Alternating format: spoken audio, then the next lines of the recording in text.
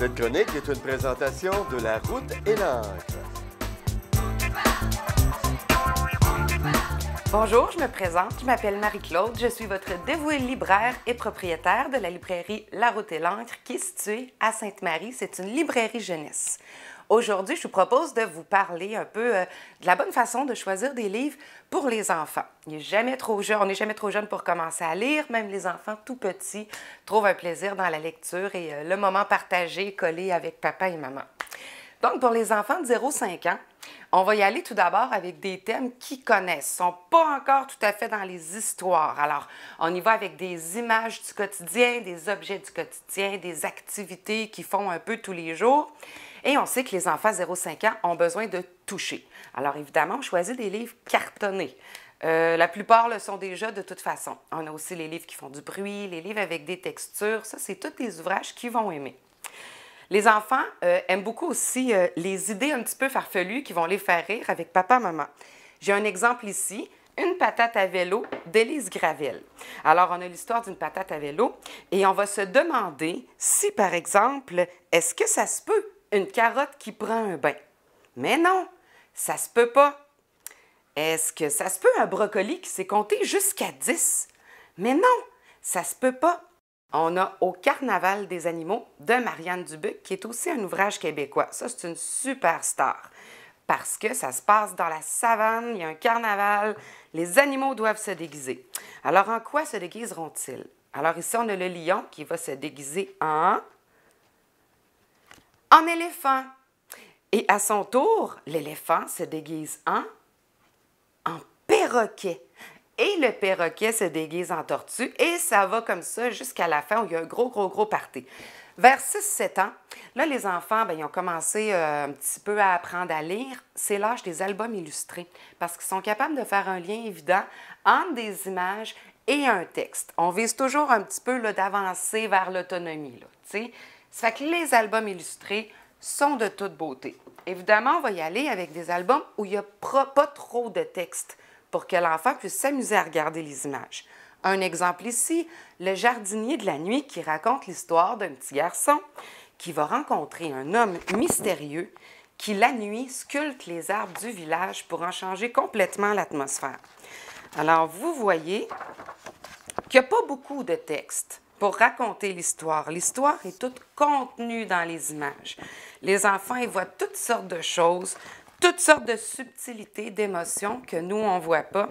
Et ils y prennent grand plaisir. Ils sont capables d'interpréter eux-mêmes. J'ai ici Le Jardin visible, qui est un grand coup de cœur pour moi, qui raconte l'histoire bien connue d'un enfant, Ariane, qui va chez sa mamie dans un party d'adultes, puis elle s'ennuie, puis elle se fait dire « Va jouer dans le jardin ». Fait qu'elle va jouer dans le jardin. C'est un livre qui n'a pratiquement pas de texte, mais qui dépeint tellement bien l'imagination des enfants que les enfants eux-mêmes comprennent, se plongent dedans et sont tout à fait capables de se raconter l'histoire par eux-mêmes. C'est de toute beauté. À 8-9 ans, les enfants ont appris à lire. Ils veulent découvrir des choses par eux-mêmes. Le but de la lecture à cet âge-là, satisfaire leur curiosité.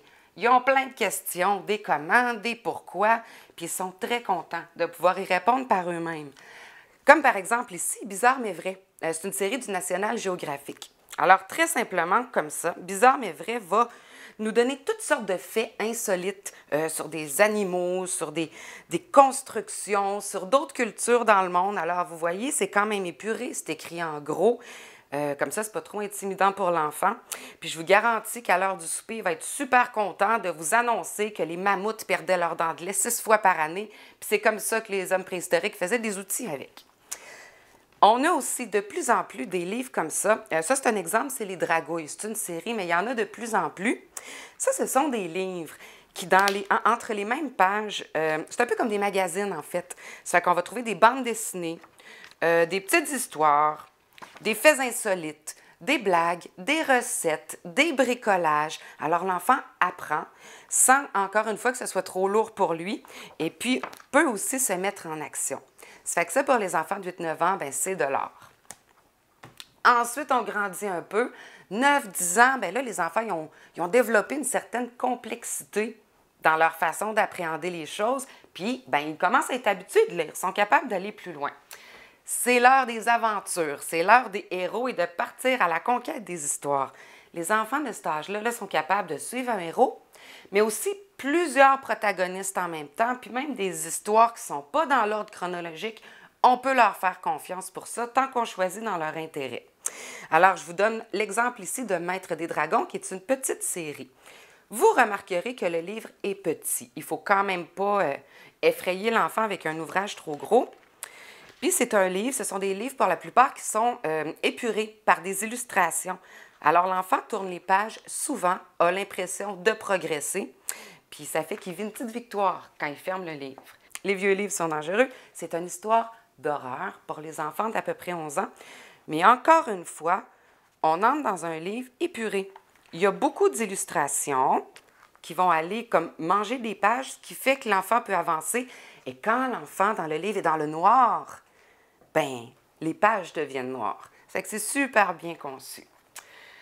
Après, évidemment, nos enfants rentrent au secondaire avec tous les questionnements que ça peut apporter, c'est-à-dire qui suis-je, c'est quoi l'amitié, pourquoi je me sens seule, qu'est-ce que je veux faire dans la vie. Ça peut paraître très lourd, mais en fait, tous les enfants se posent ces questions-là. On entre dans ce qu'on appelle le roman d'apprentissage. À cet âge-là, vous allez voir, c'est très séparé garçons et filles parce que, bon, à la puberté, il y a quand même une séparation qui se fait. J'ai 2 exemples ici. Alors, les carnets de ma vie presque ordinaires pour les filles. Et puis, Défense d'entrée, qui est une série québécoise faite pour les garçons. Les 2 se déclinent à peu près de la même façon, un peu sous forme de journal. Les jeunes racontent leur quotidien, leur relation avec leur famille, leurs amis, leurs défis, leurs questionnements, souvent fait avec humour. Je vous montre un peu de quoi ça a l'air. C'est qu'à l'intérieur, on va encore avoir des illustrations. On a des dialogues. Des fois, même, les enfants, en écrivant, font des erreurs, puis vont raturer le mot. Fait que ça porte aussi une conscience de faire attention à comment on écrit, que c'est bien important. Ça, c'est celui pour les filles. Je prends une seconde pour vous montrer celui pour les garçons, qui est un petit peu différent. Vous voyez, celui-là, il y a de la couleur. Les garçons ont besoin de dynamisme. On a un changement aussi dans la calligraphie. Alors, c'est sous forme de journal, très apprécié. Souvent, c'est des séries, puis évidemment, c'est fait avec humour. Alors, il ne faut pas perdre de vue que pour choisir un bon livre pour un enfant, on se fie à l'âge, on se fie à ses intérêts personnels. Il ne faut pas l'intimider avec quelque chose de trop gros. Si on veut que notre enfant aille vers une autonomie de lecture, on choisit des livres qui vont être capables de passer à travers, qui vont y prendre plaisir, il va vivre une petite victoire, puis après ça, il va avoir envie d'aller plus loin. Je pense que chaque enfant a un livre qui l'attend, il suffit de trouver le bon. Alors, je vous invite à venir faire un tour. Merci, à bientôt!